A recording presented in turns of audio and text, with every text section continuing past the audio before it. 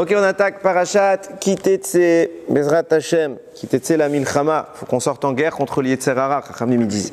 Alors, ce shiur est offert pour la Refoua Shelema du Rav Ron Moshe Ben Aviva, Rav Ron Shaya, que je pense tout le monde connaît ici, qui est un petit peu souffrant. On lui souhaite Bezrat Hashem. Refoua Shelema, c'est un Talmid Chacham, c'est un monsieur que j'apprécie beaucoup, je ne le connais pas personnellement, mais dans ma jeunesse, je lui dois beaucoup. Également pour la Refoua Shelema de Francis Aaron Ben Yosef, Rav Eliaou Ben Elian Naomi Simcha Bat Rachel, Zari Bat Fibi, Leilou Nishmat David Ben Mesaouda, Gabriel Ben Esther, Mathilda Noya Bat Angel, pour le Zivou Gagoun Vetor de Jenny Bat Étoile, Michael Ben Chantal, Yehuda Ben Levana, pour la santé et la Parnassa Tova de la famille Valenzi et de Pierre et Cécile Collin, et pour la bonne Hatzlacha et la Parnassa Tova également de Mylène Esther Bat Mazal, et pour tous nos soldats, Chayalim et encore les otages. Bezrat Hashem, qu'on finisse. Ok, alors ça va pas être facile aujourd'hui. C'est pour ça que les gens. Voilà. Il faut pas dire. Ça va pas être facile et la vérité, je voulais encore le relire un petit peu avant, mais j'ai pas pu. J'ai été pris par autre chose. Kapara, comme ça va sortir, ça va sortir. Il y a une mitzvah très connue, tout en étant inconnue. C'est quoi cette mitzvah? Ça s'appelle Shiluach Haken. Ki kare kan sipor lefanecha. Si un nid d'oiseau se présente, si tu rencontres un nid d'oiseau baderech en chemin, bechol etz ou ala aretz, sur un arbre, sur la terre, efrochim obetzim, que ce soit les oisillons, les poussins ou les œufs, ve'aem rovetzet ala efrochim, pardon. Et la mère, l'oiseau, elle est en train de les couver. Voilà, betimou, les œufs. Lotikach haem alabanim. Tu ne prends pas la maman. Qu'est-ce que tu vas faire? Shaleach teshalach et haem. Tu dégages la maman. Vet abanim tikach lach. Et les enfants, tu les prendras pour toi. Les manitavlach, afin que ce soit bon pour toi. Ve'arachta yamim. Et tu vivras longtemps. Amen. C'est une mitzvah qu'on a beaucoup de mal à la cerner. Ok, parce qu'elle est pleine de mystères. C'est une mitzvah cruelle. On est d'accord? Alors, on a l'impression qu'il y a peu de compassion parce qu'on ne prend pas et la maman et le truc et le bébé ensemble. D'abord, on doit dégager la maman. Une fois qu'elle est loin, alors on peut prendre les oisillons. Ça reste cruel. Surtout qu'on n'a pas, on n'est pas obligé de les prendre pour nous. C'est-à-dire, on doit juste dégager la mère et la mitzvah, c'est de les lui enlever. Après, on peut même les remettre, mais il paraît que si on touche j'ai jamais eu la chance de faire cette mitzvah, mais si on touche les œufs, etc., la mère ne reviendrait pas. Bon, Bekitsour, je ne suis pas en train de parler de ça, mais ça paraît un petit peu sans sens. On se demande, et pourquoi? En quoi c'est un acte spirituellement grand? Je sais pas, quand on met les tefilines, on comprend qu'il y a quelque chose, même si on ne comprend pas le fond des choses. On sait qu'il y a un parchemin à l'intérieur, on fait une tefila avec, la tzniut, ça fait partie aussi des bonnes mœurs, le lashon hara, la Torah, l'imoud. Ok, bon, c'est des choses qui sont assez cohérentes. Pas toutes, ne pas mélanger le lait et la viande, on peine à comprendre. Mais ça fait partie des choukim. Mais là, encore quand on va me dire le lait et la viande, alors ça fait partie de la conscience collective religieuse, c'est rentré dans les mœurs. Okay, les gens qui pratiquent moyennement déjà ne mélangent pas le lait et la viande, au Hashem. Mais chasser la mer pour prendre les œufs, on se dit mais de quoi on parle? Des fois je me dis, je vous promets c'est vrai, imagine un goy, il ne connaît pas la Torah, il n'a pas cette proximité avec Akadosh Baruch Hu. Nous on a déjà ce lien, donc nous on est déjà adhérents et on connaît. On connaît peut-être pas tout, mais on connaît un peu la grandeur et la splendeur d'Hachem et de sa Torah. Donc on sait qu'il y a toujours quelque chose derrière, même si ça nous échappe. Mais quelqu'un qui n'est pas du tout connecté, il voit ça, il dit, t'imagines quelqu'un, il vient faire tchouva. Tu dis, tu sais quoi, je vais t'apprendre ta première mitzvah que tu vas faire dans ta vie. Shiluach Haken. Tu renvoies la maman, il va me dire, c'est bon, je change de religion là. Ça m'intéresse pas du tout. Et en effet, cette mitzvah, elle est merveilleuse. On va essayer de réfléchir un petit peu ensemble. Déjà, une des raisons qui est évoquée par les sages dans cette mitzvah-là, c'est la peine, en effet. C'est que la peine de la mère oiseau, ok, elle va monter jusqu'au ciel. Et de même que la mère, elle a de la peine pour ses enfants, alors Hachem aura de la peine pour ses enfants. Ok, donc l'objectif, c'est de raviver la miséricorde d'Akadosh Baruch Hu et donc de provoquer une Géoula et qu'Akadosh Baruch Hu il nous prenne en miséricorde. Seulement, première, c'est des petites interrogations, le développement est profond mais les questions ne sont pas compliquées. Pourquoi Dafka les oiseaux? Oui, c'est ce que j'allais dire. Pourquoi on ne pourrait pas faire ça, je sais pas, avec une biche? Il y a plus simple, on peut faire ça avec des fourmis. Tu vas dans une fourmilière, tu fais 50 000 fois la mitzvah. On s'en fiche qu'elle a dit que ça devait. Si c'est juste pour de la peine. Alors viens avec les poissons. Les poissons c'est bien, il y en a plein. Une maman, elle fait 10 000 poissons. Ouais, c'est vrai. T'as fait la mitzvah, vala lazman. Et en plus c'est rapide, c'est pas c'est plus régulier. Il y a des animaux plus faciles à trouver. L'oiseau, généralement c'est déjà en hauteur. T'as pas été choisir le. T'as un bétail c'est facile. Une poule. Bon, non, c'est un oiseau, c'est pas bon. Je suis pas dans le bon kivoun. Mais bon, vous m'avez compris. Si le but, c'est de faire sentir quelque part une douleur à une maman, à une maternité, donc on va dire animal pour pas le faire sur les humains, on peut le faire avec tous les animaux. Et si tu es autorisé de le faire même avec que les animaux cachers, ok, tous les animaux cachers, j'aurais le droit de dégager la maman et de prendre son enfant, ben, j'aurais fait la mitzvah à peu près partout, ça aurait été génial. Non, l'oiseau, sur le nid, il faut qu'elle soit dessus. Donc déjà on voit que cette activation-là de ce que je parle, donc la miséricorde qu'Akadosh Baruch Hu cherche à susciter, c'est que sur la notion du nid d'oiseau. Voilà. Donc il y a quelque chose qui est vraiment immédiatement relié avec le nid des oiseaux. Deuxième question, depuis quand la cruauté amène à la miséricorde? C'est cruel ce qu'on fait. C'est cruel. En étant cruel, Hachem aura pitié de nous. Alors d'accord, on a fait comme il va se rappeler que nous aussi, il est loin de nous. On ne peut pas dire qu'il nous a abandonnés, mais il est loin de nous. D'accord? Mais c'est cruel. Si on a besoin de rappeler quelque part. Si je veux rappeler, ben j'ai qu'à lui dire. Il n'y a pas plus simple que de dire des choses explicitement. Je ne suis pas obligé de les montrer. Je ne suis pas obligé de dire ah je souffre, alors je vais lui faire souffrir comme ça lui. Donc là, on est dans un acte cruel qui, a priori, on se dit, mais qu'est-ce que ça vient faire dans la Torah? Et cette cruauté-là génère une grande miséricorde. Ça prolonge ta vie et ça amène Mashiach. Comme je veux dire, ça crée la Géoula. Et vous allez voir que j'ai bien appelé le titre. Comment j'ai appelé le titre? Non, j'ai dit faire sortir le Mashiach de son nid. Voilà, c'est ça. Faire sortir le Mashiach de son nid, c'est pas pour rien que je l'ai appelé comme ça. Comme je le viens de dire, ça suscite une clémence. Donc ce n'est pas rien. Alors on va essayer de réfléchir sur ces idées-là. Alors première introduction, et je vais rappeler beaucoup de choses, mais ça tombe bien, c'est des choses qu'on a pour beaucoup déjà évoquées. On va juste à chaque fois aller plus loin. Ok? Première chose, la notion de bien et de mal.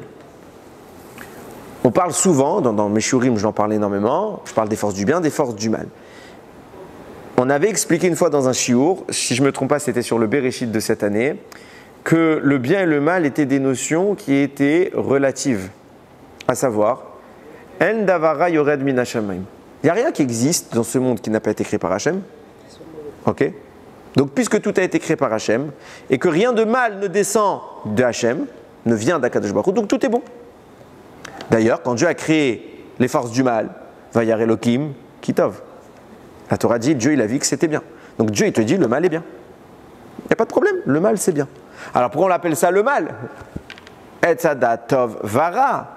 Le mal n'existe que relativement à un bien qui est meilleur que lui. Je m'explique. Vous êtes dans une classe d'élite. Ok, ils sont tous des élites, donc ils sont tous bons. Mais il y a bien un premier de la classe, et il y a bien un dernier de la classe. Le dernier de la classe, il a 16 sur 20. C'est génial. Il est bien. Mais il n'est pas aussi bien que le 20 sur 20. Donc par rapport à 20 sur 20, 16, c'est moins bien, donc c'est déjà mal. Mais ce n'est mal que relativement à quelque chose de mieux. Mais de façon absolue, le mal n'existe pas. Pareil, le bien n'est bon que par rapport à quelque chose de moins bien que lui. Mais s'il se confronte à quelque chose de plus grand que lui, alors il devient mauvais.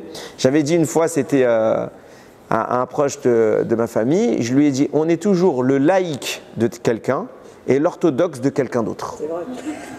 Et Baruch Hashem, On trouve, Baruch Hashem, par rapport à quelqu'un, il y a des gens, ils font pas grand-chose.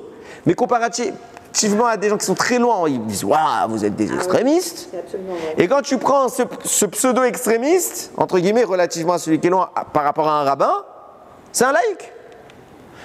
Il est bien, il est mal? Non, il est bien par rapport à quelqu'un. Il est moins bien par rapport à quelque chose. Et donc, relativement, on va devoir définir un baromètre, une polarité, plus et moins. C'est où le plus? C'est d'un côté et le moins. Ok, donc le mal est relatif, le bien est relatif. Pourquoi je dis ça? Pour en arriver à mon sujet favori, c'est Adam Arishon. Est-ce que, je pose une question simple, est-ce que le serpent est bon ou mauvais?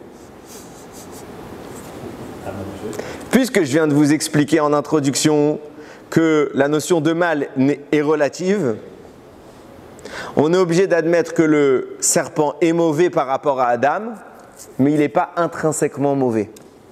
C'est pour ça que le Khatam Sofer écrit, écoutez bien, c'est ces mots, sur Parashat Shemini. Il dit, je vous le fais en très bref parce que on peut faire un shiur entier sur ça, je l'ai déjà fait. Il dit comme ça, il dit, sache qu'à la base, le serpent devait être l'acolyte d'Adam Arishon, son bras droit.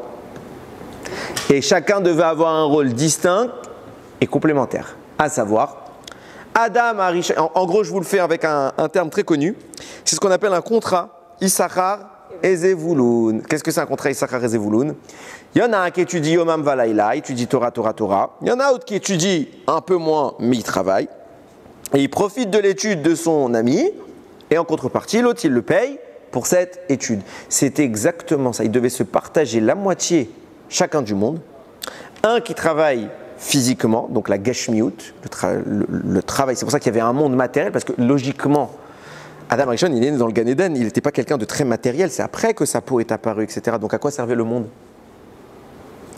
C'était justement pour la notion du Nachash. Et je vais expliquer qu'est-ce qui représente le Nachash. Et ensemble, ils devaient avoir, c'est pour ça d'ailleurs, nous dit le Khatam Sofer, que le milieu de la Torah, la lettre au milieu de la Torah, c'est un Vav.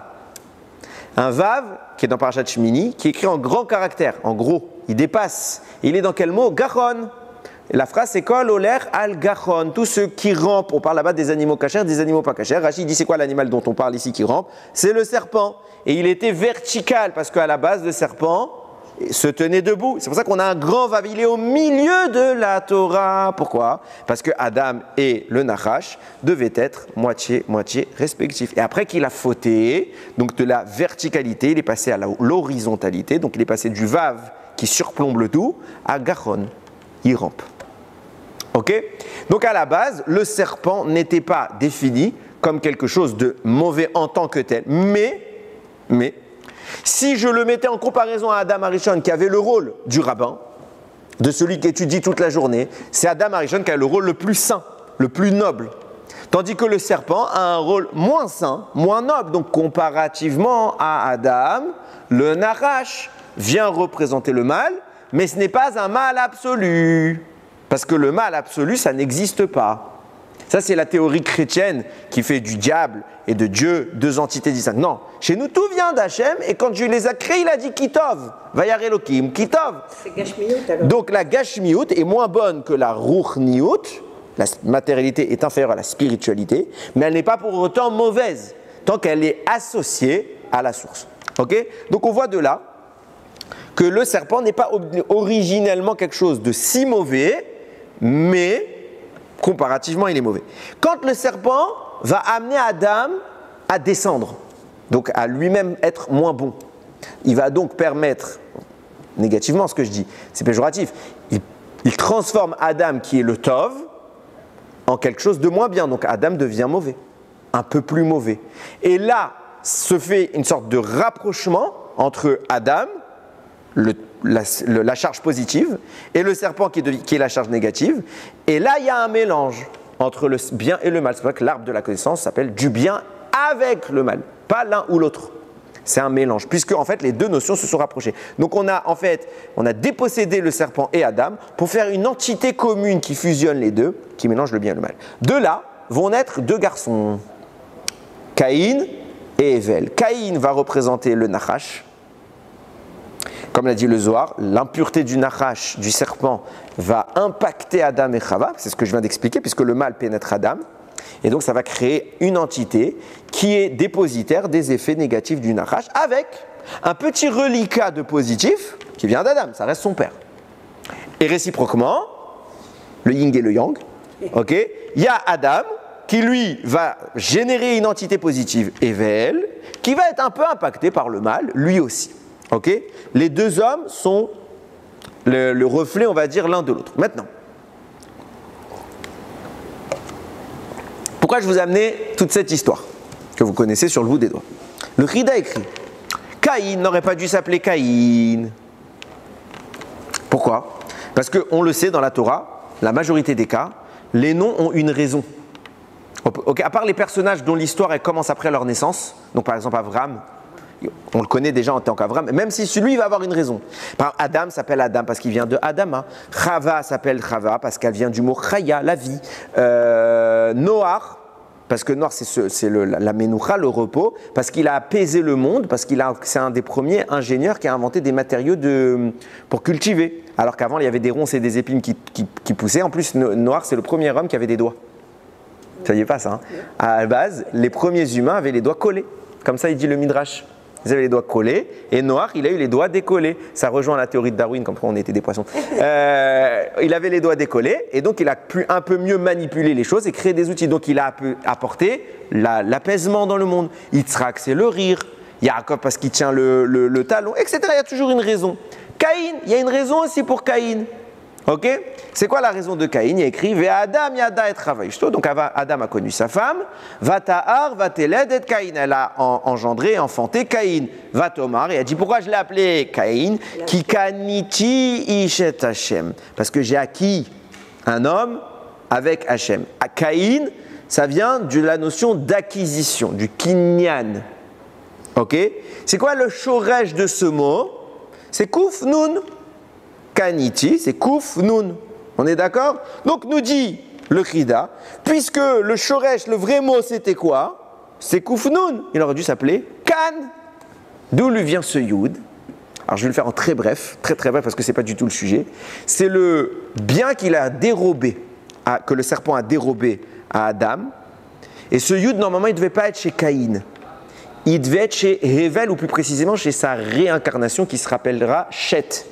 Shet, nous dit le Zohar, n'aurait pas dû s'appeler Shet, il aurait dû s'appeler Shit. Shin, Yud, Tav. C'est pour ça que le premier mot de la Torah s'appelle Bereshit, pour dire bara, Shit. L'objectif de ce monde, c'était Hevel, alias Shit. Pas la drogue, commencez pas à planer. Ok, je vous vois sourire tous. Ok, donc bara, Shit, et le Zohar explique pourquoi. Il lui manque un Yud, parce que les forces du mal le lui ont prise. Il est passé de Shit, depuis Hevel, entre guillemets, à Caïn, qui est le voleur de cette lettre. Donc de Can, il est passé à Caïn. Je suis clair? Pour l'instant, c'est pas trop dur. Ok. Donc, Caïn devait s'appeler Can. Comment s'appelle notre mitzvah à nous? Can Tzipor. Regardez où je vais en venir. C'est pas tout. Parce qu'il faut aller jusqu'au bout. Ça s'appelle Can et ça s'appelle aussi Tzipor. Hein? Alors, si tu veux, tu peux le prononcer comme ça. Mais tu vas voir pourquoi je dis Can. Tu vas voir pourquoi je le dis comme ça. D'ailleurs, c'est comme ça qu'il écrit le Chida. Oui, c'est exactement ça. Mais dans la Torah, c'est appelé Can. Ok? Maintenant, pourquoi Tzipor? Nous dit le Harizal.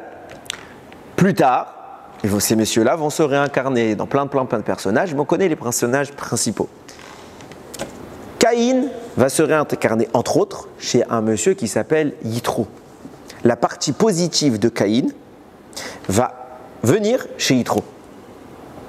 Hevel va se réincarner chez Moshe.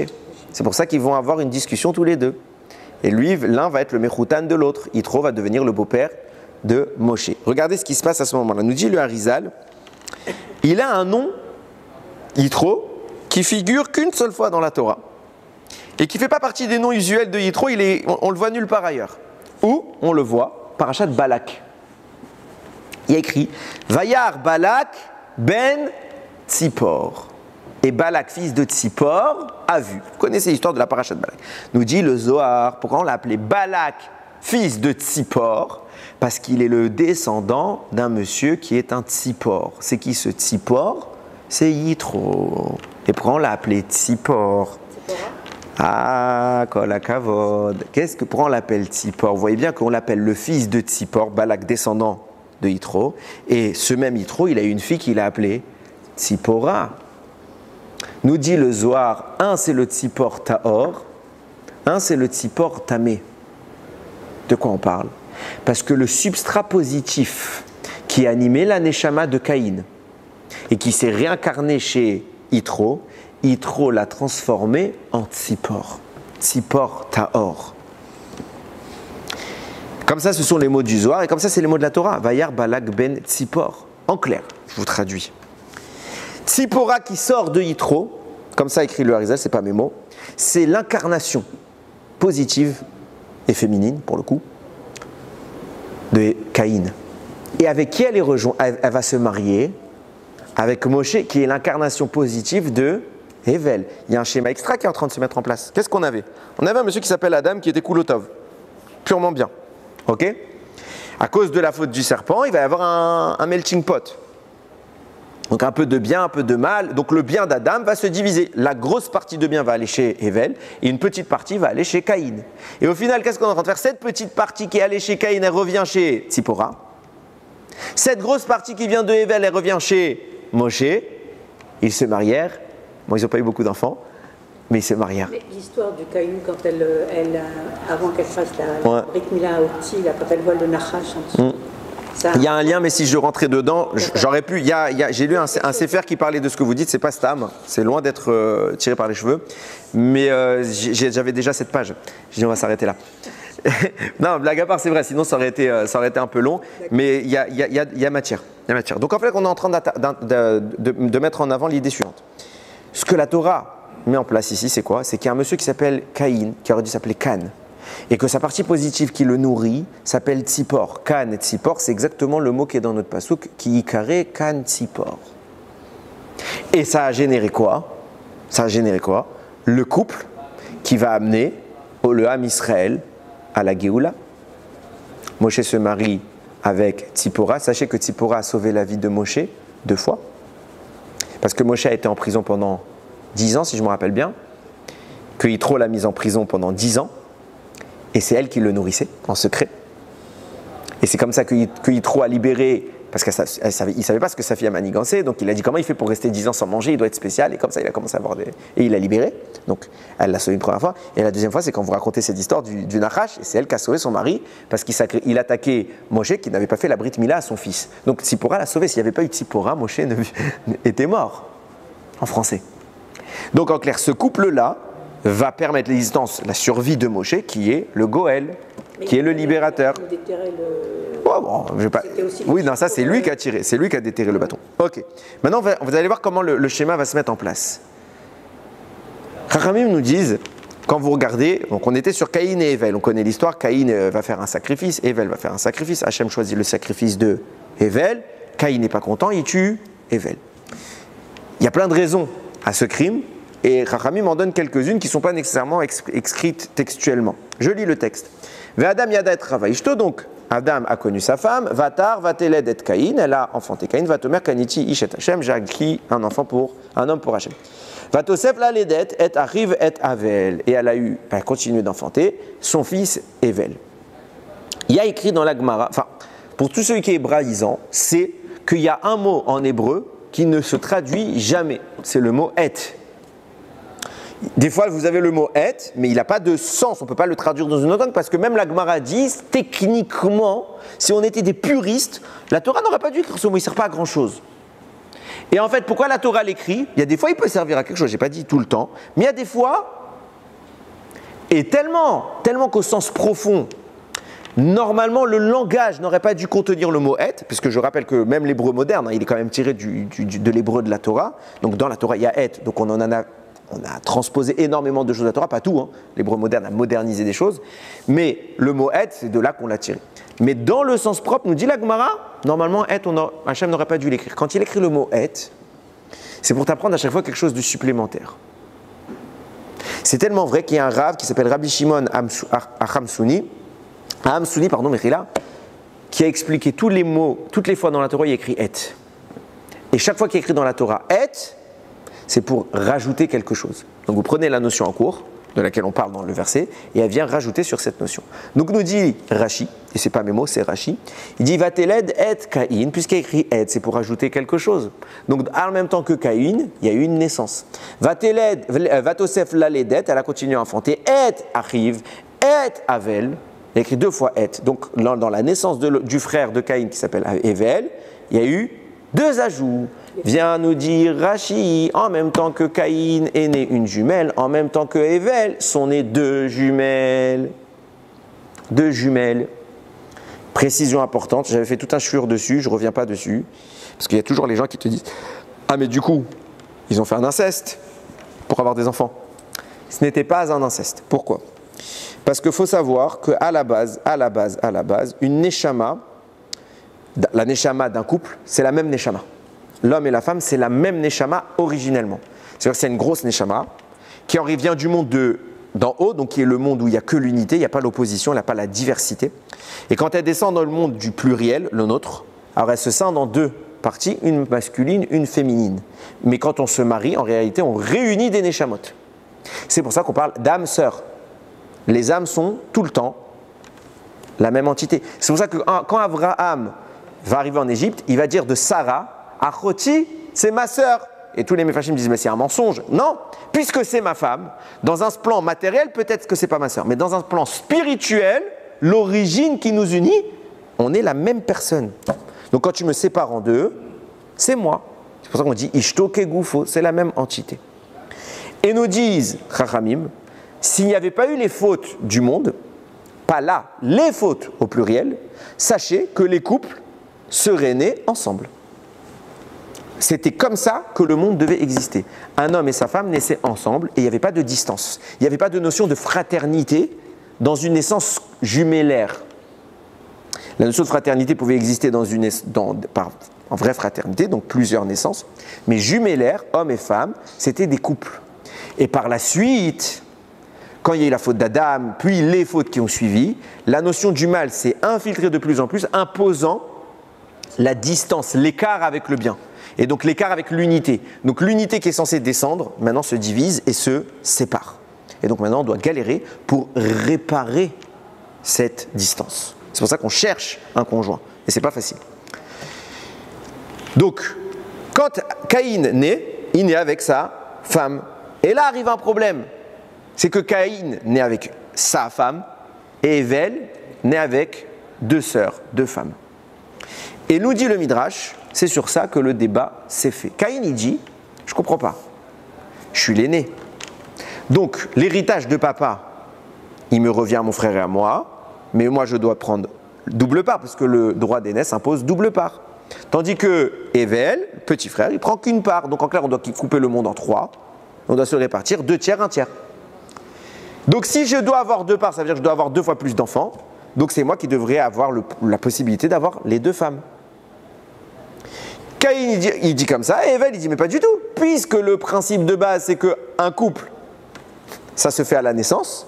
Si Hachem a mis cette femme-là chez moi à ma naissance, c'est que c'est ma femme. Débat entre les 2. Quand est-ce que ça en arrive à de l'animosité? Plus tard, pas tout de suite. Au début, ils ne sont pas d'accord. Au début, juste, ils ne sont pas d'accord. Il y a le Korban. Et là, nous dit le Midrash, après le Korban, Caïn, il a compris que Evel n'était pas d'accord que la deuxième femme ce soit pour Caïn. Alors, il a tué son frère. Vous allez voir pourquoi il a attendu le Korban. On expliquera par la suite. En attendant, il y a 2 arguments. Les 2, ils viennent de dire, c'est ma femme. Nous dit le Harizal, c'est qui cette deuxième femme? C'est Tzipora. C'est Tzipora. Plus tard, elle va se réincarner en Tzipora. Et il y a même des avis qui disent que Dafka, elle n'est pas morte, mais passons. Elle va se réincarner en Tzipora. Donc en fait, il commence à comprendre vraiment l'argument de Caïn. Caïn, c'est pas juste je suis l'aîné. Puisque Tzipora, c'est la partie positive de l'âme de Caïn. Il dit pas Stam, je veux avoir 2 et pas 1. Il dit mais c'est moi, c'est ma Neshama. Et puisque les Neshamot naissent ensemble, cette femme-là, me revient. C'est moi, mon âme sœur. Vient Evel, il dit, mais non, Ribono Shel Olam, Hachem, elle a voulu la faire naître chez moi.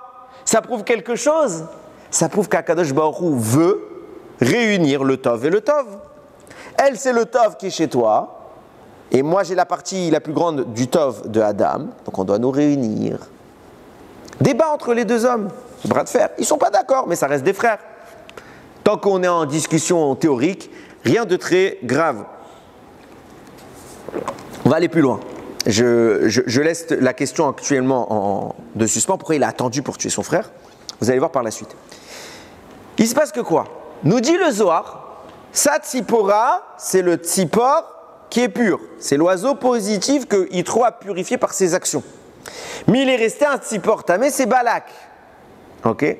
Le même Zohar, quelques pages avant, une dizaine de pages avant, il donne une autre explication pourquoi on l'appelle Balak ben Tzipor. Et il dit que Balak avait un oiseau. Tzipor, c'est un oiseau. Il avait un oiseau avec lequel il faisait tous ses sortilèges, toutes ses incantations. Et cet oiseau lui révélait toutes les questions qu'il avait. Alors avant ça, je suis obligé de faire une intro. Il y a un principe dans le Sod, dans la Kabbalah. Le mâle, on a dit qu'il est relatif, okay, ne peut pas accéder à une stature plus haute que lui, parce qu'il est la stature où il est. Donc monter trop haut, c'est pas son niveau. S'il monte trop haut, il apparaît comme mauvais dans une strate qui est bonne, donc il n'est pas accepté. Ok? C'est comme un antigène, il rentre une bactérie, donc on le rejette. Donc il ne peut pas monter. Les informations célestes.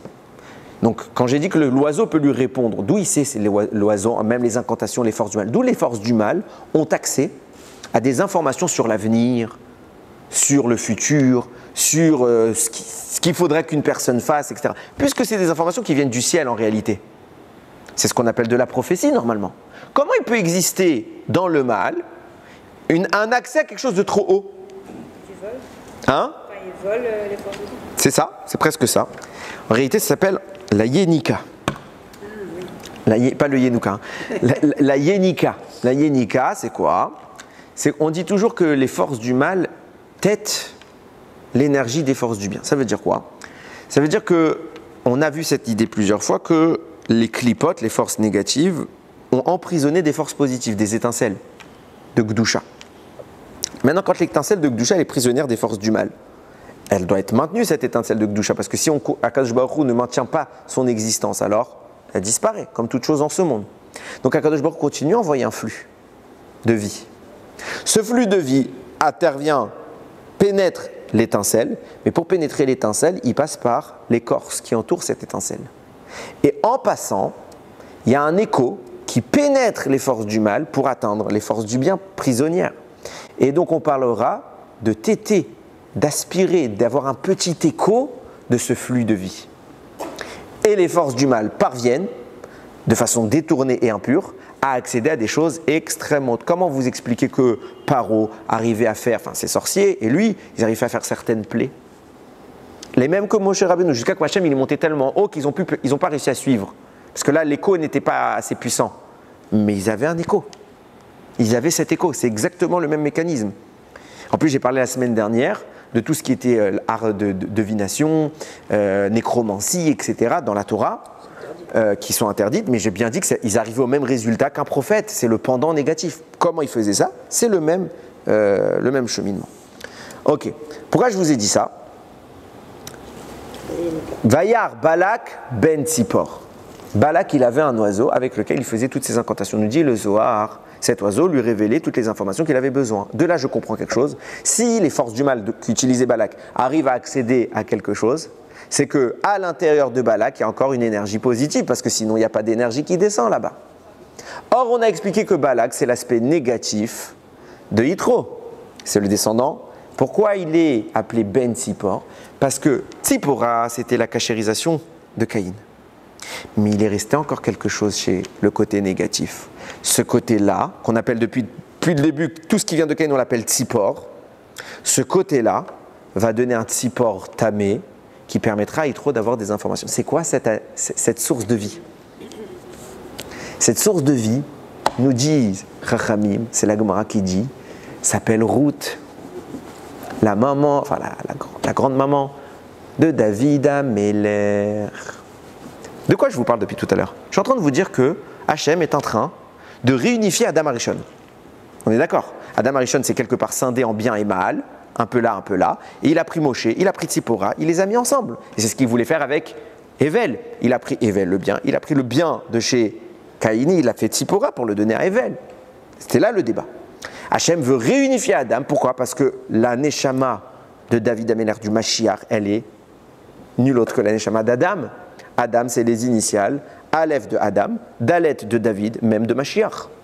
Et Adam a donné spécifiquement 70 ans de sa vie à David, parce que David est le prolongement de sa vie. C'est le même rapport. Donc, le résidu qui reste, Moshe a fait l'essentiel et le plus grand homme de l'histoire, c'est bien Moshe. Le plus grand délivreur de l'histoire, c'est bien Moshe qui va s'unifier avec Tzipora. Mais il va rester un reliquat, et c'est pas n'importe quel reliquat, qui s'appelle Mashiach, qui s'appelle David Améler.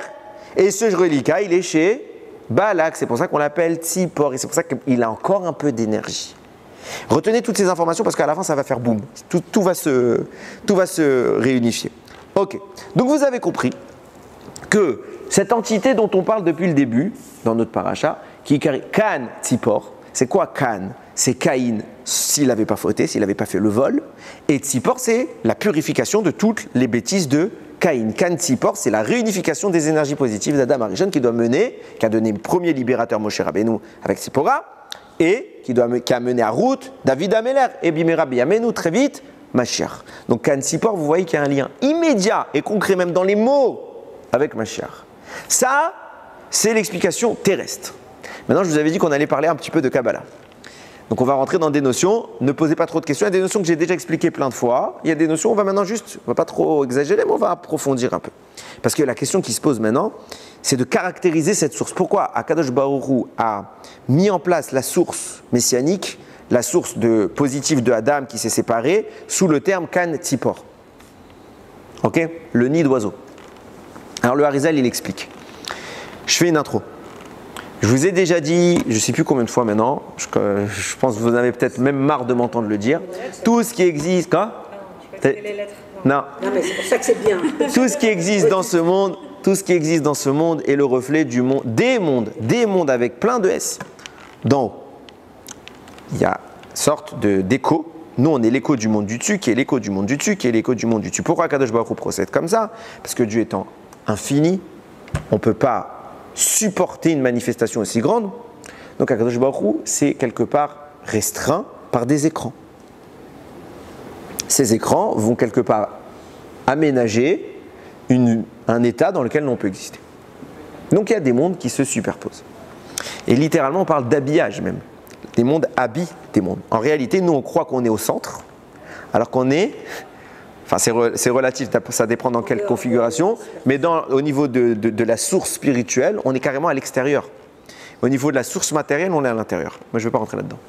Ok, c'est le premier sha'ar du Etz Chaim, pardon, et même dans Otzrot Chaim, le Harizal, il s'appelle ça sha'ar moi, je vais l'appeler Aïgoulim. Ok, les cercles. Ok. Vous regarderez là-bas si ça vous intéresse. Maintenant, je reviens à mon analogie entre les reflets, entre les mondes. L'âme de ce monde, dans un sens, la partie spirituelle de ce monde, on avait dit c'était Adam, et puis plus tard, ça va devenir le Ham Israël. Okay? La famille Israël vient d'un monsieur qui s'appelle Israël, c'est Yaakov, qui a été renommé supplémentaire Israël. Yaakov, monsieur Israël, va se marier avec deux femmes qui s'appellent Rachel et Léa. Okay? Faut bien savoir que ces notions-là viennent d'en haut. Dans les mondes d'en haut, il y a un monde qui s'appelle Israël. C'est un monde masculin qui est adjoint à deux mondes féminins qui sont superposés l'un au-dessus de l'autre. Au-dessus, c'est Léa et en dessous, c'est Rachel. Vous vous souvenez qu'on a parlé plusieurs fois de ça. Léa et Rachel sont appelées la Shekhinah. Quand vous entendez parler de Shekhinah, c'est Léa et Rachel. Quand vous entendez parler de Kutsha Berichou, c'est Israël. C'est pour ça que quand vous faites une mitzvah, vous dites Leshem Yichud, Kutsha Berichou ou Shrinte, au nom de l'union de Kutsha Berichou et de la Shekhinah. Si je suis un traducteur, qui ne connaît pas ce que je viens de dire, je pense que les Juifs sont idolâtres. Parce que Shekhinah, c'est Dieu. Kuchaberichu, c'est Dieu. J'unis Dieu avec Dieu. Je dis dans toutes les mitzvot, Leshem Yichud Kuchaberichu ou Shrinte, que j'unisse, que au nom de l'union de Kuchaberichu, Dieu, avec la Shekhinah, Dieu. Ce serait de l'idolâtrie. En réalité, on ne parle pas littéralement de Dieu, on parle d'une émanation du divin. Ok? Cette émanation, c'est le masculin, Kuchaberichu alias Israël spirituel. Shrinte, Rachel et Léa. Ça caractérise plein de choses. Ok. Imaginez ces deux univers comme des enfants, qui ont donc des parents. C'est pour ça que leur source à ces deux mondes-là, dans la Kabbalah, s'appelle la Chochma et la Bina, et on les appelle de façon différente, on les appelle Abba et Ima. Papa et maman. Je traduis cette fois-ci, je ne traduirai pas après parce qu'il ne faut pas traduire. Je traduis juste pour que ce soit audible. Ok, donc on a Abba et Ima qui génèrent Kuchaberichu, Israël, et Shrinte, Rachel et Léa.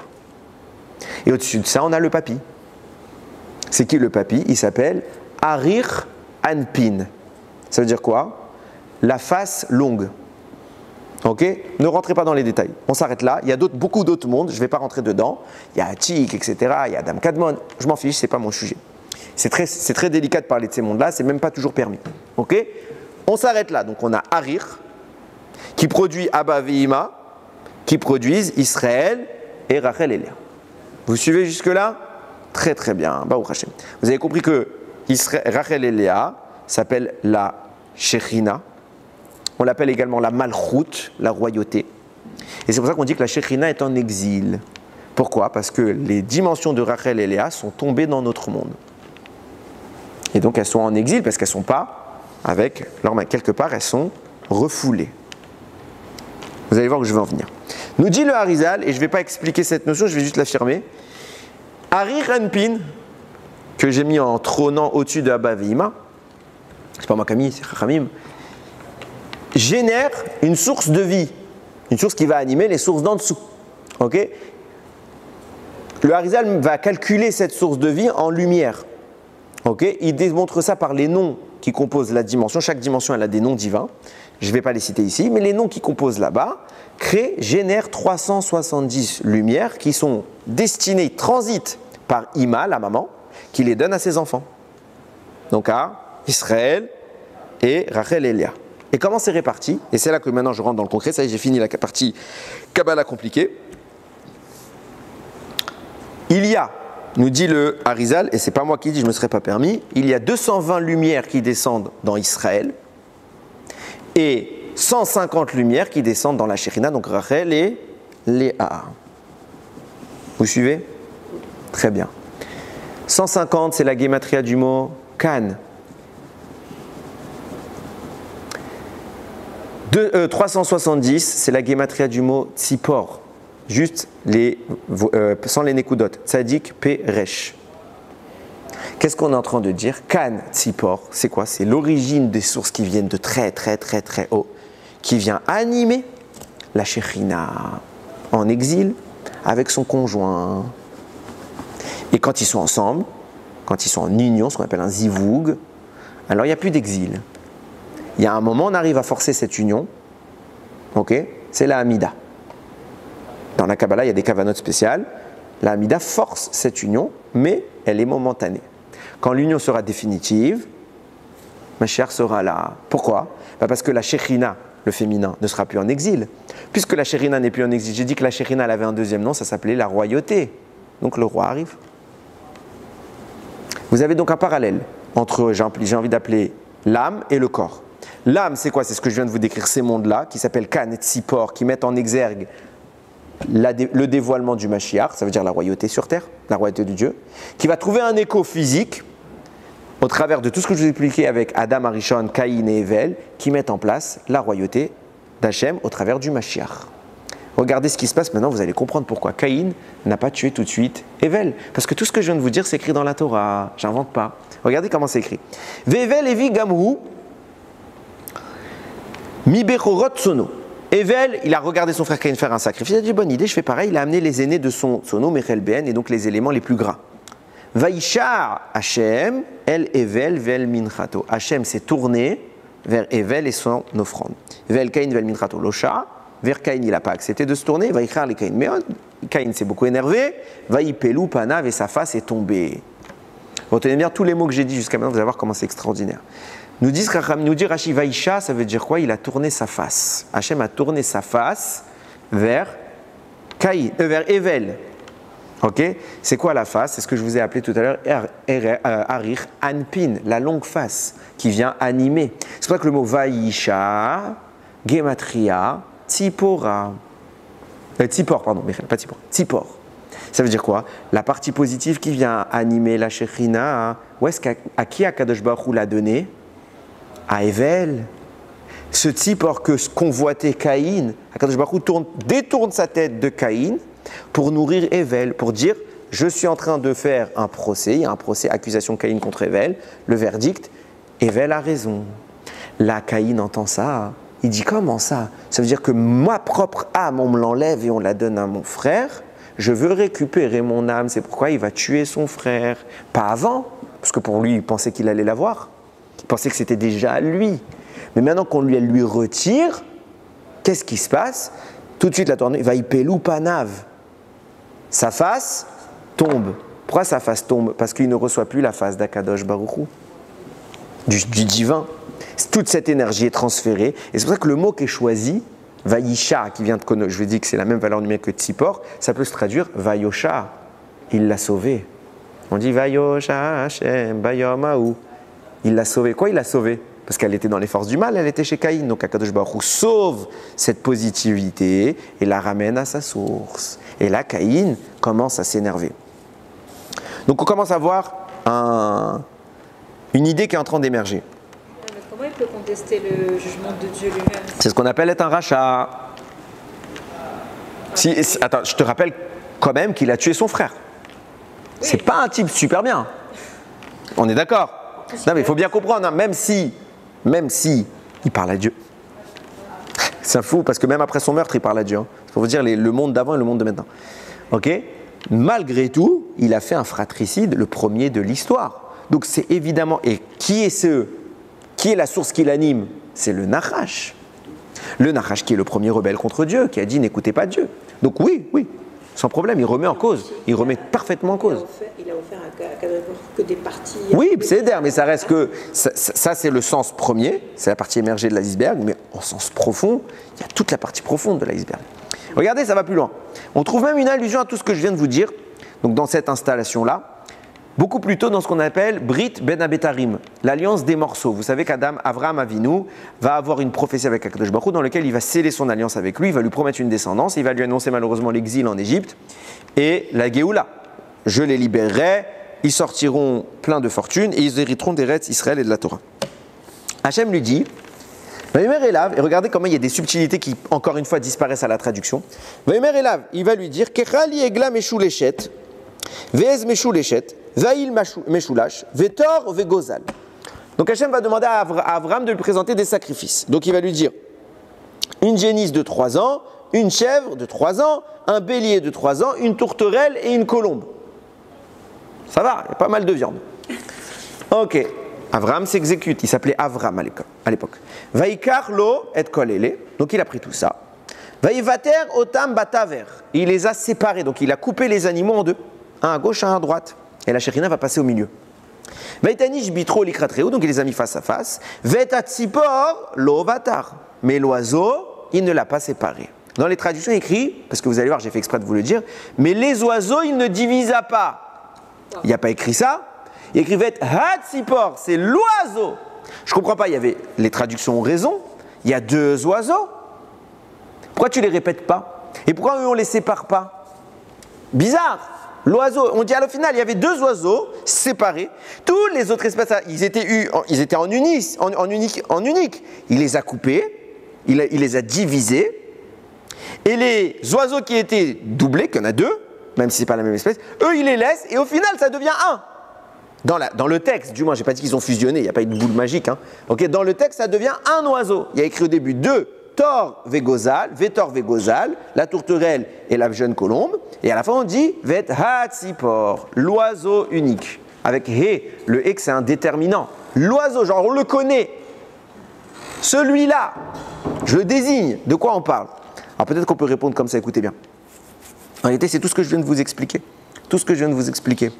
Qu'est-ce qu'on parle? Comment c'est écrit Tzipor? Tzadik, P, Resh. Valeur numérique 370. C'est quoi les 370? C'est les 370 lumières qui viennent d'en haut. Comment elles sont ces 370 lumières? Je vous ai dit que quand elles sont descendues dans le monde, elles se sont manifestées au travers de Adam. Puis après, il y a eu Caïn et Evel. Puis après, il y a eu Tzipora, Moshe. Mais il restait encore un résidu. Comment il s'appelle ce résidu qui nourrissait Balak? Il s'appelait Ruth. C'est pour ça que le premier oiseau, c'est écrit Vetor, Vav, Tav, Resh. C'est les lettres de Ruth. Et Ruth, pourquoi Ruth? C'est ce qui est encore étranger, qui est encore à l'extérieur, qu'on n'a pas encore ramené. Il est resté chez Balak. Et à côté de ça, on avait quoi? On avait la Shekhinah, qui, elle, reçoit sa part. C'est quoi le deuxième oiseau? Vegozal, la petite colombe. La Shekhinah dont je vous parle depuis tout à l'heure, qu'on appelait Rachel, etc., elle a un nom. C'est quoi? Je vous ai dit que quand je vous ai parlé des 370 lumières, je vous ai dit ça vient du nom du monde qui l'habite. Chaque monde a un nom qui est composé, qui est en réalité des noms d'Hachem, des variations du nom d'Hachem. On connaît le nom de la Shekhinah. Il est écrit partout. Okay? C'est Yud Ke Vav Ke. Seulement, il faut l'écrire en écriture pleine. En écriture pleine, il a 4 variations. Une de ces 4 variations, c'est quoi? C'est Yud, Vav, Dalet pour faire Yud. He, He pour faire He. Vav, Vav pour faire Vav. He, He pour faire le dernier He. Valeur numérique du tout, 52. C'est ce qu'on appelle Ben, ce monde-là. Okay? Dans la Kabbalah, le Harizal l'appelle Ben pour retenir 52. Ok? Vegozelav, Gematria, 52. Qu'est-ce qu'on a? On a Vegozelav, c'était la Shekhinah, les parties récupérées déjà depuis Caïn et Evel, au travers de Evel, au travers de Tzipora et Moshe Rabbeinu. Ça, c'est la manifestation d'Adam Arishon. Mais il reste une partie à l'extérieur qui s'appelle Ruth. C'est pour ça que c'est écrit Vetor. Tout cela vont fusionner d'un coup. On les appelle Vetor, Vegozal. Ils sont 2. Mais Abraham, quand il les présente, il écrit Hatzipor, l'oiseau que tout le monde connaît. C'est quel oiseau que tout le monde connaît? C'est l'origine de ces 2 sources qui se sont séparées dans ce monde. Mais quand elles venaient d'un endroit qui s'appelait Arich Anpin, qu'il n'y avait pas encore les forces du mal, qu'est-ce qu'elles étaient? 370, Hatzipor. Tout est là. Et qu'est-ce qu'il nous dit? Akadosh Baruch Hu, il dit à Abraham, il faut que ce soit uni. Ce qui explique pourquoi il a choisi Evel et pas Caïn. Il a dit, c'est vrai que Caïn a raison, c'est à lui, c'est là que c'est né, mais mon but, c'est de les réunir. Et il ne faut surtout pas les séparer. Le Passouk nous dit, l'Ovatar, il ne l'a pas séparé, le reste, il l'a séparé. Ça, non. C'est quoi le reste? C'était les nations. Je ne vais pas rentrer dans le détail, mais c'était l'incarnation des nations. Nous, il faut qu'on arrive à réunifier la Gdusha. C'est pour ça qu'on va parler de tout ce que je vous explique depuis tout à l'heure. Kan Tzipor, il faut récupérer chez Caïn cet oiseau-là. C'est quoi cet oiseau? C'est les sources qui viennent nourrir l'existence spirituelle de Israël, masculin-féminin, qui viennent faire émerger dans ce monde le Ham Israël. Et qui doit se manifester au travers du Mashiach. On va plus loin? La mer pousse alors. Ah, ça va la note. Ah oui, 2 minutes. Regardez, on va plus loin maintenant, il faut comprendre. Parce qu'en réalité, c'est exactement ce que j'allais dire. Quel est le rapport maintenant? Je pense que vous avez à peu près compris que Kan Tzipor, c'est une notion immédiatement afférente à Mashiach et à la royauté d'Akadosh Baruch Hu, et donc c'est Mashiach qui va faire émerger la royauté d'Hachem sur terre. Donc vous avez dans les mondes d'en haut Kan Tzipor qui représente la Shekhinah et tout ce que je viens d'expliquer, dans le monde d'en bas avec Caïn et Evel, Kan Tzipor, fusion des deux, on doit avoir un ascenseur spirituel qui vient faire le reflet l'un de l'autre. Ok, ça c'est clair. Maintenant, quoi, ma mitzvah à moi que je vais venir, je vais prendre le Kan Tzipor physique. C'est quoi un Kan Tzipor physique? C'est pas de la lumière, c'est du bois, des bouts d'arbres qui ont fait un petit nid avec des oisillons et une maman dessus. Qu'est-ce que ça provoque? Je vous ai posé la question tout à l'heure. C'est un acte cruel qui provoque de la miséricorde. C'est pas cohérent. On a compris, je vous ai posé la question pourquoi l'oiseau. Maintenant, je pense que vous avez compris pourquoi l'oiseau, parce que ça vient de toutes ces notions-là qui s'appellent Tzipor. Ok. Mais comment un acte cruel peut provoquer de la miséricorde? Vous allez comprendre. Depuis tout à l'heure, je vous ai dit quoi? Je vous ai dit la royauté et la Shekhinah. Où est-ce qu'elles sont? Elles sont en exil. Pourquoi elles sont en exil? Parce que vous voyez, il manque Hérout, il manque des parties qui sont prises par les forces du mal. Donc en clair, la Shekhinah, qui est la partie qui génère notre monde, elle est loin de sa progéniture. Cette Shekhinah qu'on a appelée Rachel, elle est restée à distance de ses enfants. Pareillement, nous dit Rashi, quand Yaakov arrive en Eretz Israël, qui va mourir à l'entrée? Rachel. Et à l'entrée, elle va être enterrée. Et quand il va mourir Yaakov, il va aller voir son fils Yosef, il va lui dire pourquoi il l'a enterré là-bas. Il dit mais c'est pas moi qui a décidé, j'aurais pu l'enterrer quelques mètres plus loin avec nous en Eretz Israël, au moins tu aurais pu pèleriner ta mère. Non, je l'ai mis loin. Et je sais que tu m'en veux, je vais t'expliquer pourquoi j'ai fait ça. C'est Akadosh Baruch Hu qui m'a demandé. Et pourquoi Akadosh Baruch Hu m'a demandé? Parce qu'il voulait que Rachel soit à la sortie d'Israël pour quand les Bnei Israël vont partir en galoute. Donc ça veut dire que toute la famille de Rachel a continué en Israël quand on est rentré. Elle a été chassée. Pourquoi elle a été chassée? Pour voir ses enfants s'enfuir. Pour vivre exactement ce que va vivre l'oiseau, qu'on va dégager, mettre à distance, pour le priver de ses enfants. C'est ce que va faire Nebuchadnezzar, le premier. Il va nous prendre et Rachel va voir ça. Et Akadosh Baruch Hu voulait que Rachel voie ça, parce que Rachel mevaka albanea, pour que Rachel pleure sur ses enfants, de même que la Shekhinah doit pleurer sur sa progéniture. Pourquoi la Shekhinah pleure sur sa progéniture? Parce que la Shekhinah, c'est cet oiseau qui a été chassé. Rachel, c'est la maman qui a été chassée. Et pourquoi quand nous on va faire la même chose, c'est cruel, ça va éveiller la miséricorde? Finalement c'est cohérent, parce qu'on va mettre Akadosh Baruch Hu en porte-à-faux. Kaviachol. Hachem il va dire mais attends, si j'analyse la scène brutalement, c'est horrible de faire ça. Ouais, c'est vrai, c'est pas bien de faire ça? Qui l'a fait en premier? Qui a mis Rachel dehors? Qui a fait que la Shekhinah elle est loin? C'est toi. Ah, vous allez me dire, mais c'est nos fautes qui ont fait ça, c'est nos avérotes. Pas shoot. Regardez comment c'est beau. Nous dit le Midrash Plia. Il dit, mon cher Rabbeinu, il est allé voir Akadosh Baruch Hu. Il dit, oh, j'ai compris là tout ce qu'on vient de... Moshe avait mieux compris que nous encore. Alors, elle est où la Géoula? Pourquoi il dit ça? Parce que le Zohar explique, et j'ai oublié de vous le dire. Il existe un endroit, Bashamaïm, dans le Gan Eden, qui s'appelle Kan Tzipor. Et c'est dans cet endroit que l'âme du Mashiach se cache. Vous avez compris avec tout ce que je viens d'expliquer. Le Mashiach entre là-bas, il se cache dans le Gan Eden, dans Kan Tzipor, parce que c'est ça toute la reconstruction des sources d'en haut. Et là-bas, il voit quoi? Il y a écrit que là-bas, il y a toutes l'effigie, les sources des nations qui nous font du mal. Toutes les sources, elles sont dans ce Kan Tzipor. Il habite là-bas, lui. Et quand il entre là-bas, il voit Rachel mevaka albanea. Rachel Imeno, elle pleure. Parce que toutes ces effigies-là, c'est ce qui nous cause du mal à Dayom. Donc elle pleure. Mais Anna leitnachem. Et elle refuse d'être consolée. Viens à Kadosh Baruch Hu. Il vient pour consoler Rachel. Et elle ne veut pas. Alors le Mashiach qui voit sa maman, Rachel Imeno, qui pleure. Alors lui aussi, il pleure. Il crie. Et quand il crie, c'est écrit là-bas, le monde entier tremble. Et la Shekhinah rentre rejoindre le Mashiach, le Zohar Meforash, hein, c'est pas mes mots sur Parashat Shemot, page 8, rentre rejoindre Mashiach et elle pleure avec lui. Et elle promet qu'elle effacera toutes les forces du mal. Viens Moshe Rabbeinu, il dit Ribono Shel Olam, combien de fois les Bnei Israël ont fait Shiloh Haken depuis que le monde existe? Pas une fois, pas deux fois, on a fait ça des centaines de fois. Elle est où la Géoula? Elle est où la Géoula? Elle devrait déjà être venue, puisque tu rentres pleurer avec Mashiach à chaque fois. Amen Mashiach. Elle est où la Géoula? Kadosh Baruch Hu lui dit, mais tu ne sais pas, si ce n'était cette mitzvah, depuis longtemps, le Ham Israël aurait été effacé par Ishmaël et Esav. Et c'est ce qu'on dit à Pessah, quand on dit Vehi she'amda la'avotenu. Et elle s'est tenue pour nos pères. C'est qui? Elle. Sens premier, c'est la promesse qu'il avait faite à Abraham dans cette alliance. Sens profond, nous dit le Midrash Plia, cette mitzvah de Shiloh Haken. Parce que c'était ça la promesse qu'il avait faite avec Abraham. C'est elle qui nous a tenus jusqu'à maintenant. Et regardez l'argumentaire. Regardez l'argumentaire. Comme je l'ai dit tout à l'heure, qui est fautif de l'exil? C'est Hachem? C'est nous. Qui est fautif de l'exil de la Shekhinah? C'est nous. Qu'est-ce qu'Hachem y fait? Il s'accuse. Il nous demande à nous de faire Shiloh Haken, acte cruel, pour dire mais c'est grave ce que vous faites, et qu'on puisse lui répondre mais tu l'as fait. T'as mis Rachel loin, Tu as mis la Shekhinah loin.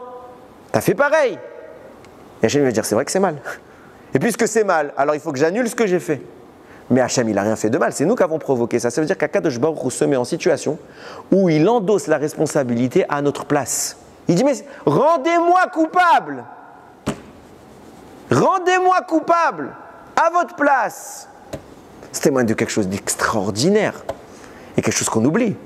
C'est qu'en fait, Hachem, même dans l'exil, il a mis un moyen de nous maintenir et de retourner à la Géoula, de sortir d'exil. Et c'est quoi ce moyen? C'est de l'accuser lui. Ça veut dire quoi? Ça veut dire qu'il n'a qu'une envie. C'est qu'on soit libre. Imaginez, Chazvé Shalom, un enfant qui a fait un crime. Et son père, il dit, je ne peux pas voir mon fils aller, je sais pas, à la chaise électrique. Chazvé Shalom. Je peux pas. Je peux pas voir mon fils, Chazvé Shalom. Donc qu'est-ce qu'il fait? Il se dénonce. Il s'accuse. Il se déclare coupable alors qu'il est innocent. Pourquoi il fait ça? Parce qu'il veut que son fils y vive. La mitzvah de Shiloh HaChaken, c'est quoi? C'est l'expression explicite de Dieu qui dit, je veux que vous viviez. Je veux que vous vous mainteniez. Je veux que vous soyez libres. Et pour ce faire, je suis prêt à tout prendre pour vous. À ce qu'on m'accuse de dire c'est cruel. Et nous, qu'est-ce qu'on fait de notre vie? Qu'est-ce qu'on fait de notre vie? Au lieu de donner des arguments en notre faveur, on continue à faire la même bêtise qui nous maintient en exil. Je vais partir en cacahuète, c'est pas grave. Ma femme m'a montré une vidéo. Je vous promets, ça me démange depuis une semaine. Ça va me faire une catharsis, ça va me faire un peu de bien. N'intervenez pas, soyez totalement pas. Je vais perdre la moitié des abonnés sur Internet, c'est pas grave. C'est pas le but de la Torah. Le but de la Torah, c'est de dire la vérité. Et peut-être que, et si vous avez déjà fait ce que j'ai dit, ne me le dites pas. Ok, je m'en fiche. Je suis pas là pour porter des jugements. Un constat. On arrive aux fêtes. Bezrat Hashem, Bekarov. Et dans ces fêtes, il y aura Sukkot. Ma femme me montre une vidéo d'un rave. Je dis pas de nom. Je suis pas là pour faire du Hashonara. Connu, qui a un grand nom. C'est un Israélien, c'est pas un Français. Qui fait la promotion d'un voyage pour Sukkot. On sera ensemble, venez, Bezrat Hashem, etc. Et je vois la vidéo. Et donc, publicité. Donc, la vidéo, c'est en Grèce. Ok? Donc, on va partir une semaine en Chutz Laaretz, alors qu'on est israélien. Alors, évidemment, des gens qui sont en Chutz Laaretz, qui iraient dans un autre endroit à Chutz Laaretz, c'est Auto Davar, c'est la même chose. Mais les gens qui sont en Israël, qui peuvent faire les fêtes en Israël, sous l'égide d'un rave, qui va leur suggérer, venez, on va en Chutz Laaretz pour célébrer Sukkot. Déjà, personnellement, ça me fait mal. Alors attention, je mets une parenthèse. Les gens qui ont de la famille en Chutz Laaretz, enfin un Bachour Yeshiva, qui veut passer les fêtes avec sa famille, bon, on ne va pas critiquer, c'est normal, hein, on l'aurait tous fait. C'est pas du tout de ça que je parle. Je parle d'adultes qui n'ont pas envie de se fatiguer à cuisiner, à construire une souka, etc. Donc les types, ils font quoi? Ils appellent un rave. Et ils vont apprendre, ça s'appelle un club de vacances. Hein. Et tu vois dans la vidéo qu'elle m'a montré, j'étais estomaqué, tu vois le rave avec une belle barbe très connue. Tout de suite après qu'il a fait son petit discours, on sera ensemble pour les fêtes, Bezrat Hashem. Il te montre quoi dans la vidéo? Les piscines, le spa, toutes les activités qu'ils vont faire pendant. Évidemment, je vous le dis en clair, c'est pas des piscines séparées. Okay, alors, je sais que c'est pas toujours accessible d'entendre que la mixité ça sort. Moi, je m'en fiche. C'est pas du commun des mortels que je parle. Le rabbin. Ça veut dire, il est en train de dire quoi? Je viens, moi, rabbin, et je lui dis, venez ensemble, on va aller dans la mixité. Alors lui, il va pas y aller, évidemment, il va rester dans sa chambre. Mais t'es là! Ça veut dire, c'est moutard. C'est comme un rabbin qui ferme les yeux sur toutes les avérotes qu'il y a dans sa synagogue. Il dit, ouais, mais j'ai pas vu. Mais t'es coupable après. T'es coupable. Mais là, c'est même pas ça. Ça veut dire qu'il y a des fois dans la synagogue, pour faire tchouva aux gens, alors on va fermer les yeux sur certains trucs. On peut pas toujours être un tyran. Ça, c'est vrai. Mais là, tu sors d'Israël, toi avec ton grand chapeau, ta grande barbe. Tu sors d'Israël pour organiser quelque chose de tamé pendant Sukkot. Et ne me dites pas que vous avez jamais entendu ces choses-là où aujourd'hui c'est la grande promo. Tu as la photo, le flyer de la fête, du bel endroit en Chutz Laaretz avec toute la vérote en photo, les piscines, etc. Et tu as la photo du Rav. Mais vous aurez les conférences de Rav Intel. Mais Hachem Yishmor! Comment tu peux être, ne serait-ce que croyant, religieux? T'es pas religieux, t'es pas Talmid Chacham, tu connais pas tout. C'est pas bien, mais tu sais pas. Mais t'es Talmid Chacham, t'es un Rav, t'as un chapeau, une barbe devant tout le monde, tu dis, je viens avec vous, venez parce que je suis là, en clair. Mort. Vous savez, pendant longtemps, j'avais cette argacha, c'est surtout sur l'endroit que ça me dérange le plus, c'est Pessar. Jusqu'à que je vois même Rav Meir Eliaou, lui, il a peur de personne. Hein. Il a flingué les gens qui font ça. Il a dit, mais ces mots de Rav Meir Eliaou. Mais c'est der le Rav, il va au Gehinam, ça c'est pas une question, mais pourquoi tu veux aller avec lui? Comme ça, il a dit, pas chaud qu'il va au Gehinam, pourquoi toi tu vas avec lui? Il critiquait même plus le Rav, tellement il a fait Yehush. Il a abandonné, il a perdu espoir. Mais tu te rends compte que c'est ça aujourd'hui? Comment tu peux me dire ça? T'habites en Eretz Israël. T'as dit, je parle de gens qui vivent en Israël. Ceux qui sont à Khoutzaret, ils sont à Khoutzaret. Donc s'ils me disent, je fais Soukot à Paris ou à Londres, oh, c'est pas Israël. Par contre, c'est clair que vaut mieux faire Soukot à Paris à la maison, loin des piscines mixtes. Ça, c'est pas shoot. Parce que le jour de Soukot, que c'est un jour extrêmement grand dans le ciel, tu vas aller vendre. Alors les organisateurs, Miskenim, Bachamaim. J'ai pas de gêne à le dire, je m'en fiche, ça va déranger des gens sur Internet. On n'est pas sur Internet pour faire de la publicité, on n'est pas sur Internet pour faire comment on appelle ça, de l'influence, des influenceurs. Si on parle de Torah, sinon c'est pas de la Torah. Soit on est émet, soit on n'est pas émet. Comment t'en arrives au fait, on arrive à Yamim Noraim, puis après la Simcha qui en découle, et t'arrives à ça. On a des arguments. Qu'est-ce que je viens de montrer pendant 1 heure? Hachem, il a tout mis en place pour dire, mais je prends pour vous. Il a détruit son Beth Amikdash pour nous. Il a vu la Kan Tzipor, je prends, accusez-moi. Mais arrêtez d'être coupable. C'est la moindre des choses. Arrêtez d'être coupable. Admatai. Qu'est-ce que j'ai voulu montrer? Hachem, la Géoula, elle est là. Il a tout mis en place. Quand vous voulez, on sort. Quand vous voulez, je vous donne Mashiach. Quand vous voulez, non, we want Mashiach, no, we want Mashiach, no. Mais c'est pas vrai. On peut pas dire on veut Mashiach maintenant. On peut pas dire ça. Quand à côté, je parle même pas des gens qui sont, je parle des gens qui sont proches. Le Rav en question. Quand ce même Rav, il veut Mashiach maintenant, il va en Chutz La'aretz, il retourne en exil pour les Chagim. Surtout la Grèce. En Grèce, si tu veux. En Grèce, pour cautionner. Alors il va dire, mais bien évidemment, je leur dirai jamais d'aller à la piscine. Mais t'es là-bas. T'es là-bas. C'est toi la référence rabbinique. C'est toi les épaules. Et les épaules, elles disent oui. Les épaules, elles disent oui. Admatai. Admatai. C'est ça la Torah. C'est que du business. Ah oui, il est bien payé le Rav pour aller là-bas. C'est du pognon. Je vous dis, c'est clair. Il y a un moment, on peut me dire que je dis du Lachon Hara, je ne dis pas de Lachon Hara, je ne vise pas le nom de la personne, mais objectivement, comment tu peux expliquer halakhiquement? Est-ce que tu verrais Rav Ovadia Yosef faire ça? Posez-vous la question. Tu verrais Rav Ovadia là-bas?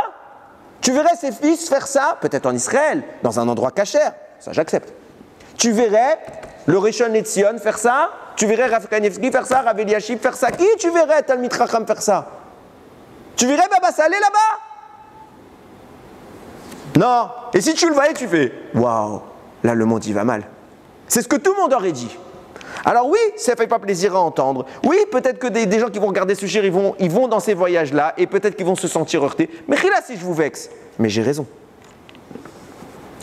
Akadosh Baruch Hu veut nous libérer. Jusqu'à quand on va se mettre, nous, encore en exil? C'est nous qui restons en exil. Et on est bien en exil. C'est bien la Grèce. C'est bien de sortir d'Israël, aller en Grèce. Rabotai, ça, c'est pas audible. On n'est pas audible. Il y a un moment, il faut être sincère avec Akadosh Baruch Hu. Et c'est tout ce qu'il demande. Rachamana liba bae. Il ne demande pas que tu connaisses toute la Torah. Il demande ton cœur. Sois sincère. Et le peu de choses que tu arriveras à faire, elles auront de la valeur. Mais si tu peux faire dans ta vie plein de choses. Tu peux avoir un beau chapeau, plein de livres par cœur. Mais il n'y a pas de cœur. Dès qu'il y a du pognon, ça y est, c'est fini. Il n'y a pas de cœur, alors on reste en exil. C'est ça qui maintient l'exil. Iratson, qu'on redevienne authentique, qu'on redevienne sincère, et que Bimera, Biamenu, Kan Sipor, cette prison, entre guillemets, j'ai envie de l'appeler une prison, c'est écrit que David Amelech, il a écrit 150 Teilim, parce que c'est Gematria, Kan, pour libérer la Neshama du Mashiach qui est prisonnière du Kan Sipor. C'est beau ça. Comme ça, j'ai lu. Il a écrit 150 Télim pour ça. Les louanges qu'on chante à la Shekhinah pour ramener, elle ouvre la porte. Mais pour ouvrir la porte, quand on doit lire Télim, il faut que ce soit Belev Shalem. Qu'on dise, qu'on pense les choses qu'on dit. Qu'on soit minime. Qu'Akadosh Baruch Hu entend notre filote, il nous ramène les otages, il ramène tous les soldats en bonne santé et qu'on recrée la royauté d'Akadosh Baruch Hu sur terre. Bimera Biaménu, on va voir ensemble, de nos yeux. Mashiach arrivé, reconstruire ce Beth Amikdash qu'on attend. Bimera Biaménu, Baruch Adonai Leolam. Amen ve Amen.